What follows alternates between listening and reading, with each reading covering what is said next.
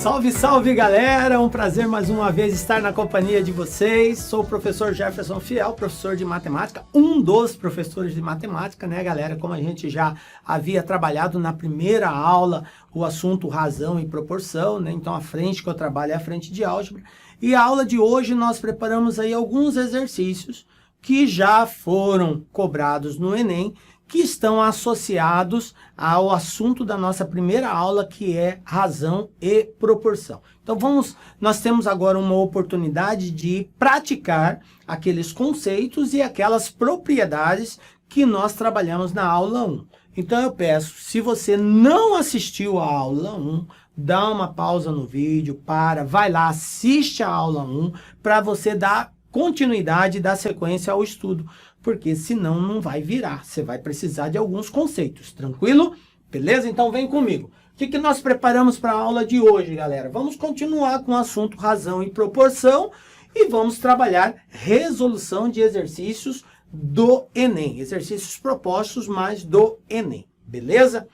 Bom, eu quero retomar com vocês alguns conceitos, principalmente associados às propriedades da proporção, galera. Porque na resolução desses exercícios, isso tem que estar muito claro, tem que estar muito bem enfundado, muito bem disseminado na sua mente, beleza? Então vem comigo, vamos recordar aqui duas propriedades.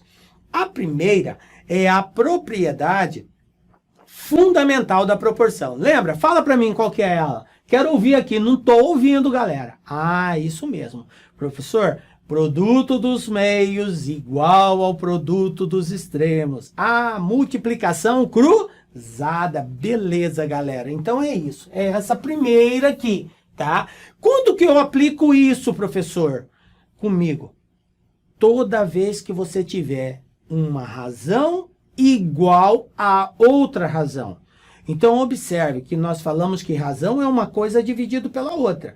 Então, se eu tenho A dividido por B, é uma razão, igual a C dividido por D, é outra razão. Então, essa igualdade, ela expressa a proporcionalidade. Se eu estou dizendo que A dividido por B é igual a C dividido por D, então, essas razões sendo iguais, eu digo que elas são proporcionais, beleza? Aí eu posso multiplicar cruzado, beleza. A outra propriedade é chamada de propriedade da composição. O que é a propriedade da composição? É aquele lance que eu falei. Se eu somar os caras de cima, que é o A e o C, e somar os caras de baixo, que é o B e o D, o resultado dessa divisão me dá o quê? Me dá algo que eu chamei de K. Lembram qual é o nome que nós damos ao K? Constante de proporcionalidade. Muito bem, é isso mesmo. E essa constante, galera, o interessante é que ela é o mesmo valor que nós obtemos ao dividir o A por B ou dividir o C pelo D. Então, a propriedade garante esse resultado. Mas agora eu quero falar de uma outra propriedade. Na verdade, não é uma outra, mas é uma versão estendida da propriedade da composição. Que se você entender o que eu vou falar agora, pode te ajudar bastante em alguns exercícios. Que é esse formato de apresentação da propriedade da composição. Aqui eu tenho o seguinte. Vem para mim aqui. Eu tenho uma razão que é A dividido por B igual a C dividido por D. A propriedade diz assim, eu não necessariamente tenho que somar só os de cima. Eu também posso somar o de cima com o de baixo? Pode. O detalhe, gente, é que tudo que você fizer de um lado da igualdade, você tem que fazer o do outro. Então, se você somar o de cima com o de baixo de um lado, você tem que somar o de cima com o de baixo do outro. Se você escolher ficar na parte de baixo, por exemplo, de um lado o A estava em cima. Então, do outro lado tem que ser o C, porque o C também está em cima. Como assim, professor? Eu não entendi. Vou dar um exemplo para vocês aqui. Vem comigo aqui, ó. Vamos supor que eu tenho assim, ó. A dividido por B igual a C dividido por D, beleza? Então, eu tenho aqui uma proporção, porque é uma igualdade de razões. A regra diz assim, se você somar o cara de cima com o cara de baixo, pode? Pode. Então vai ficar bem assim, ó. A mais B. Ah, professor, se você somou de um lado, do outro também vai ter que somar. C mais D. Ah, beleza. Quem eu coloco aqui embaixo, gente? Quem eu vou colocar? O A ou o B? Galera, fica a seu critério. Você pode colocar tanto o A quanto o B. Só tem uma observação. One observation, ok? Não fala inglês? Nem eu também, galera. É só de zoação aqui. Mas você escolhe, cara. Você quer o A ou você quer o B? Ah, professor, eu quero colocar o A. Pode? Pode. Então vamos colocar. Tá aqui, ó. A. Agora, do outro lado, professor, eu também coloco quem eu quiser. I don't not, galera. Ah, I don't not é só não, tá? O que quer dizer isso? Se você colocou o A não estava em cima, então você tem que colocar o C. Ah, professor, então se eu tivesse colocado o B de um lado, do outro eu teria que colocar o D? I don't yes quer dizer que tá certo, tá, galera? Fica tranquilo. Meu inglês é top na balada. Então, veja bem, você colocou o A, tá em cima, então aqui eu tenho que colocar o C. Ah, beleza. Professor, e se eu quisesse subtrair, poderia? Poderia, galera. O interessante é isso, que você pode usar tanto a soma quanto a subtração. A menos B, de boa. Professor, eu quero colocar o A de novo embaixo. Beleza, tá aqui, ó. Coloquei o A. I don't not problems. Quer dizer que não tem problema nenhum. Beleza? Ah, professor, e do outro lado? Veja bem, eu não peguei o de cima menos o de baixo? Foi, então, a mesma coisa. O de cima menos o de baixo. E aqui, professor, quem que eu vou colocar? Eu coloquei o A, então tem que ser o C. Por quê? Porque o A está em cima, tem que ser o C. Professor, eu não quero o A. Vamos apagar o A. Eu não quero. Vamos apagar aqui. Não quero o A, não quero aqui. Quero colocar o B aqui embaixo. Posso? Pode. Sem problema nenhum. Só que, do lado de cá, você vai ter que colocar o D. Sacou, galera? Beleza? Tá? Curtiu? Dá um joinha lá no final do vídeo. Não esqueça, tá? Se você curtiu, tá lá. Essa dica aqui vai te ajudar muito, galera. Muito mesmo, tá? Então, vocês vão ver que nos exercícios que a gente for resolvendo, nós vamos aplicar tudo isso aqui e vai ficar muito, muito top. Beleza? Vamos voltar aqui para a tela. Nós temos o seguinte. Então, primeira atividade nossa, Enem 2017. Olha só o que caiu aqui no Enem 2017. Leia comigo. Uma televisão pode ser posicionada de modo que se consiga enxergar os detalhes de uma imagem em alta definição. Considere que a distância ideal com conforto visual para se assistir à televisão de 32 polegadas é de 1,8 metros. Suponha que haja uma relação de proporcionalidade direta entre o tamanho da tela, medido em polegada, e a distância ideal. Considere que um espectador dispõe de uma televisão de 60 polegadas e que ele deseja se posicionar em frente a ela com conforto visual. Agora vem o comando, gente, a pergunta. A distância da televisão em metro em que o espectador deve se posicionar para que tenha conforto visual é mais próximo de. Comigo aqui. Observem, gente, alguns indicativos que o exercício nos dá. Ele fala bem assim, ó. Vou repetir, ó. Haja uma relação de proporcionalidade. Haja uma relação de proporcionalidade. A palavra proporcionalidade implica que uma razão é igual a outra razão. Então, se ele fez referência que uma televisão de 32 polegadas, o conforto visual se dá a 1,80 m, ou seja, 1,8 metros, a de 60 polegadas segue a mesma proporcionalidade. Portanto, como ele quer saber qual deve ser essa distância ideal, vamos lá. 32 dividido por 1,8. Por que, professor, 32 dividido por 1,8? Porque é a razão de proporcionalidade. Razão. Então, o tamanho em polegadas dividido pela distância ideal. Então, 32 dividido por 1,8 tem que ser igual a quem? Tem que ser igual a outro tamanho, que é o 60, dividido por x. Por que x, professor? Porque eu preciso saber qual é a distância ideal para uma televisão de 60. Tá ligado? Ele falou que para uma televisão de 32 polegadas, A distância ideal é 1,8. E para uma televisão de 60, x. Como elas são iguais, razão de proporcionalidade, então, propriedade fundamental, produto dos meios igual ao produto dos extremos, que é a multiplicação cruzada. Então, eu vou ter 32 vezes x, 60 vezes 1,8. Aí você vai efetuar a multiplicação, 60 vezes 1,8, e no final vai dividir por 32, tá? Dividindo, 60 vezes 1,8 dá 108. Passa o 32 dividindo, fazendo essa divisão, 3,37. Resposta, letra D. Está respondida a questão. Viram aí, galera? Ó, um exercício de Enem, muito simples, muito prático. Só basta você saber a propriedade fundamental da proporção. Tranquilo, Enem 2017. Vamos lá para mais um? Olha só, Enem 2016. Acompanha comigo a leitura. No tanque de um certo carro de passeio, cabem 50 litros de combustível. E o rendimento médio deste carro na estrada é de 15 km por litro. 15 km por litro. O que quer dizer isso? Que ele a cada litro ele consegue andar 15 km, beleza? De combustível. Ao sair para uma viagem de 600 km, o motorista observou que o marcador de combustível estava exatamente sobre uma das marcas da escala divisória do medidor, conforme figura a seguir. Tá aqui o desenho. Isso aqui é um marcador de combustível do carro, galera, tá? Então observe aonde está o ponteiro. Continuando. Como o motorista conhece o percurso, sabe que existem até a chegada a seu destino 5 postos de abastecimento de combustível localizados no quilômetro 150, 187, 450, 500 e 570 do ponto de partida.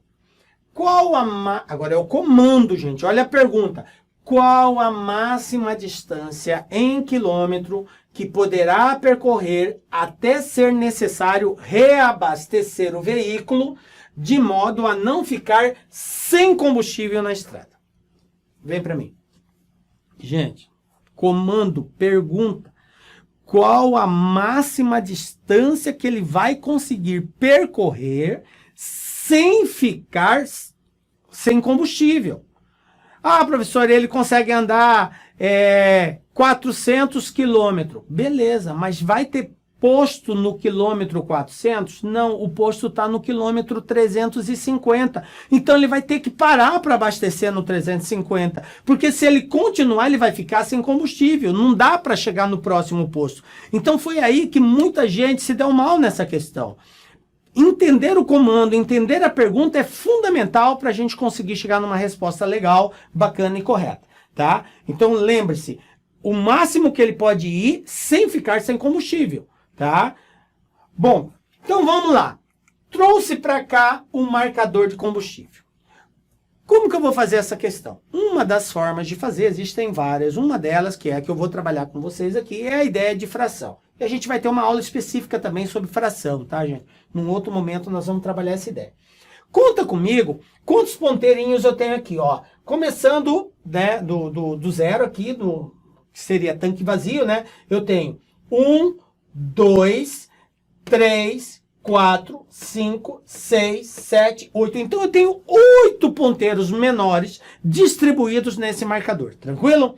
Beleza. Agora pensa comigo. Esse ponteiro que registra o combustível, ele está em qual desses 8? Vamos lá. 1, 2, 3, 4, 5, 6. Então, de 8 ponteiros, ele está exatamente no 6º. De forma fracionária, eu posso representar assim. De 8 posições que esse ponteiro pode ocupar, ele está na 6ª. Ele está ocupando 6 posições. Então, eu posso dizer que o ponteiro representa 6 de 8 posições. Tranquilo? Isso no tocante ao tanque todo. Galera, toda fração que pode ser simplificada deve ser simplificada. Não necessariamente você precisaria, mas se simplificar, você vai trabalhar com valores menores. O que é simplificar, professor? É dividir o cara de cima e o cara de baixo pelo mesmo valor. Qual número divide o 6 e o 8 ao mesmo tempo? O 2, professor. Beleza. 6 dividido por 2, 3. 8 dividido por 2, 4. Então, isso aqui é igual a 3/4. É uma outra razão que representa o mesmo valor. Bom, então eu sei que esse tanque de combustível, de forma fracionária, ele está marcando 3/4 do total de combustível que esse tanque pode armazenar.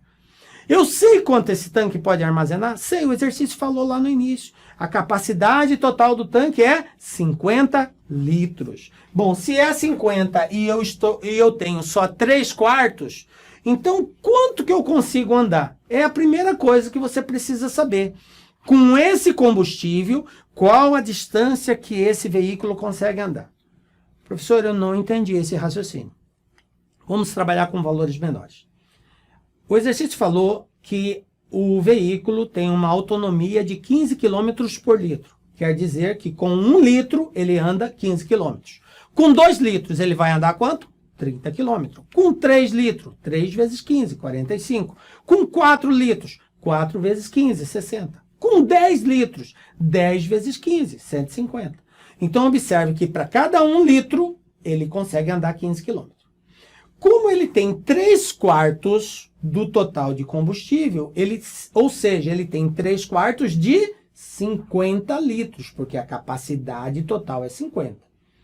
Para descobrir a distância que ele consegue andar, então é só eu multiplicar 3/4 vezes 50, aí eu vou saber quantos de combustível ele tem, e depois vezes 15, aí eu vou saber quanto que ele consegue andar. Então vamos fazer esse cálculo? Olha aqui, ó. 3/4 vezes 50 vezes 15 dividido por 4. Então você vai pegar 3 vezes 50 vezes 15, e o resultado divide por 4, nós vamos encontrar 562,5. Pode fazer a continha depois aí. Pode usar a calculadora, não tem problema, eu não estou vendo, ó. Tampei meus olhos aqui, beleza? Ó, então veja bem. Encontrado esse valor, agora você vai para a informação. Aonde está o posto de combustível? No quilômetro 150, 187, 450, 500. Olha aqui, ó, 570, galera. Gente, muita gente se deu mal aqui. Professor, 562 está mais próximo de 570 do que 500. Então ele vai abastecer no posto 570? Errado, galera. O combustível dele acaba no 562. Ou seja, ele não vai chegar no 570. E o exercício foi claro, sem ficar sem combustível, tá ligado? Então, conclusão. Qual é o máximo que ele consegue andar sem precisar, sem ficar sem combustível? É 500 km, porque se ele não abastecer aqui, ele vai ficar sem combustível. Então, a distância máxima vai ser 500, resposta letra B.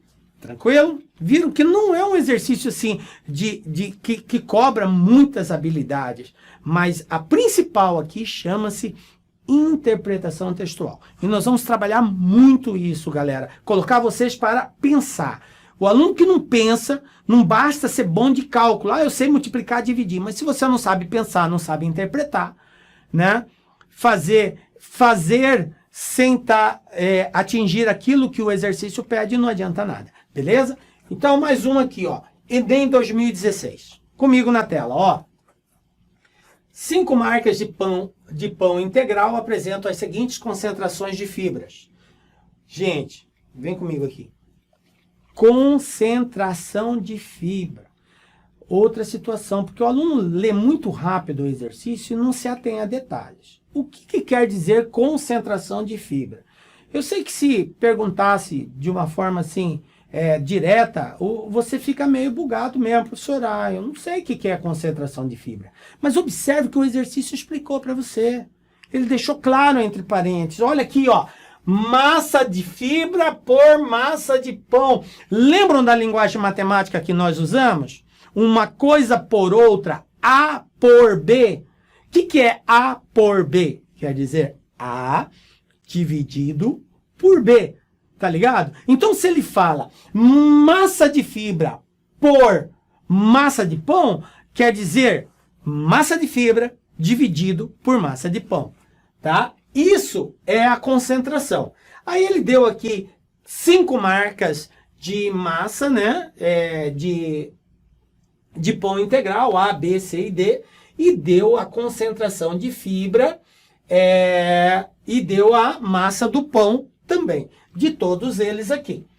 Aí vem uma observação.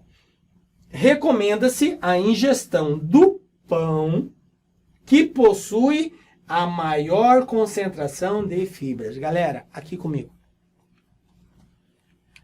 Maior concentração de fibras. O que o exercício quer saber? Qual pão deve ser consumido? Aquele que tem a maior concentração de fibras. Professor, como que eu sei quem é maior que quem? Uma razão é maior que a outra quando ela apresentar o maior resultado.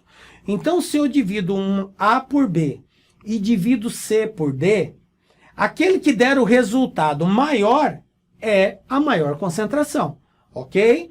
Então, é isso que nós vamos ter que fazer. A ideia aqui é descobrir qual é a concentração de cada marca, A, B, C, D e E depois comparar quem é a maior. Eu vou fazer da forma mais tradicional, que seria dividir um por um. Depois eu vou dar uma dica como a gente pode ser mais objetivo.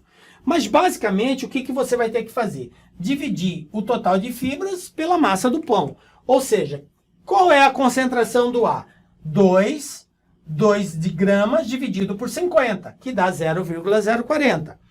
Depois o B é 5 dividido por 40, dá 0,125. O C, 5 dividido por 100, 0,050. Depois o D, 6 dividido por 90, 0,067. E o E, 7 gramas de fibras por 7 gramas de pão, 0,100. Beleza? Feito isso, gente, você tem a concentração de fibras de cada marca de pão integral. Como ele disse que o ideal é aquele que tenha a maior concentração, então basta observar qual é o maior resultado. Então, desses resultados apresentados aqui, o maior é qual? A letra B, né? Que é 0,125. Então, se você tem alguma dúvida com relação, aqui comigo, como descobrir quando que um valor decimal é maior que o outro, primeira coisa que você vai olhar é o seguinte: você tem a vírgula separa a parte inteira da parte decimal. Como a parte inteira é o que vem antes, e nesse caso aqui é tudo igual, ó, 0, 0, 0, 0, 0, é tudo 0, vírgula, então nesse ponto é tudo igual. Então deixa quieto a parte inteira. Nós vamos para a primeira casa decimal. A primeira casa decimal, logo após a vírgula, o maior valor é o maior número decimal. Observe que na letra A, logo após a vírgula é 0. Na letra C é 0. Na letra D é 0. Então começa com 0 logo após a vírgula. Já na letra B e na letra D é 1. E 1, gente, é maior que 0. Então eu já elimino de cara o A, o C e o D. Já estão fora. A minha dúvida agora é ou é o B ou é o E. Agora, para descobrir, eu vou olhar a segunda casa decimal. Quem é a segunda casa decimal? No pão B é o 2. E no pão E é o 0. Espera aí, 2 é maior que 0. Então o B vai ser maior que o E. Então é isso que garante eu identificar quem é o que tem a maior concentração. Obviamente o maior valor, 0,125. Beleza, galera? Então, assim, a gente encontrou qual seria a resposta aí. Beleza, gente? E letra B, a resposta, né? Esse exercício tem mais um Enem 2012, mas eu vou deixar depois aí para vocês, vai estar lá. Tá aqui os meus contatos, fiquem aí à vontade de mandar qualquer recadinho, estou sempre à disposição para ajudá-los. Galera, foi um prazer estar com vocês em mais uma aula. Nos encontramos na próxima com a graça de Deus, porque só Ele nos dá a certeza de estarmos aqui. Um beijo forte do seu coração, bom estudo e até a próxima. Tchau, galera!